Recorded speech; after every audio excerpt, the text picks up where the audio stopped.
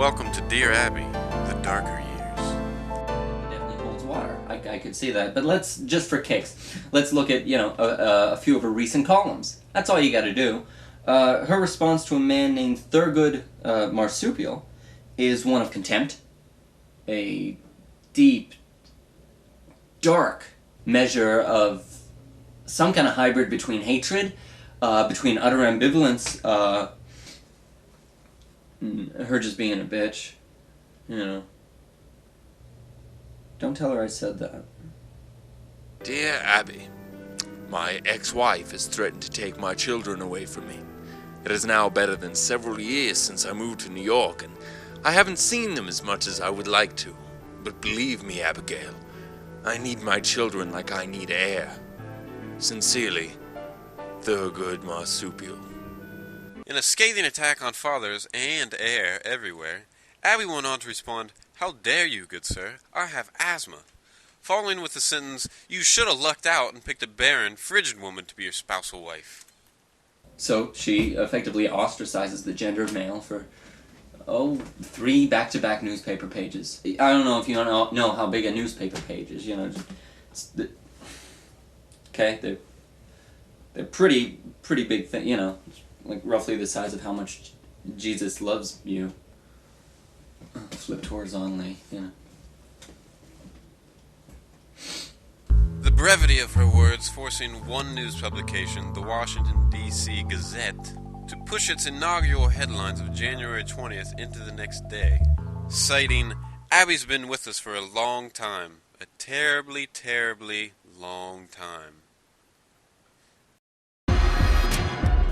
All copies were declared legally burned. They did away with the rows, the columns, and it was just a pretty solid block of hate speech. Singling out Mr. Marsupial in particular, repeating, "You're an asshole. You're a philandering asshole." She then, went on to call me out.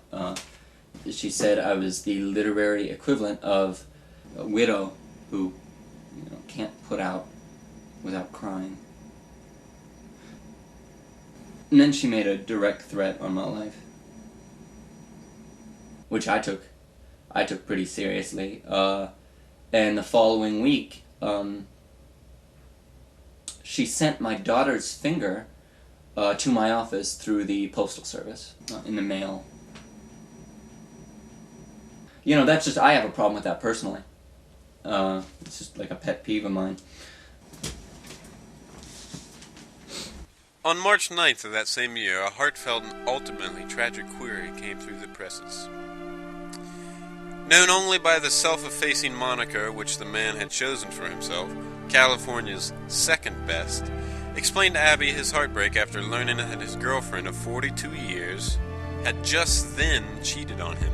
Abby simply replied, "Cut a hole in a watermelon, then fuck it." The public's reaction enormous and enormously obvious. Hole in a watermelon? She's an asshole! I'll put something in her hole if she gonna talk like that. Probably my dick, I don't know. I'm a 3-hole man. Always have been, I always will be. No denying that. Mouth, vagina, anal.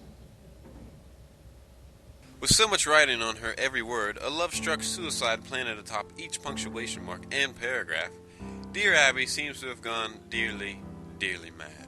Yeah, she seems mad. I would say she was mad. She seems pretty upset. This is the most trusted voice in news, mine, signing off.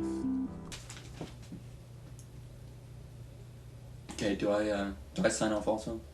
With a watermelon? She's the asshole!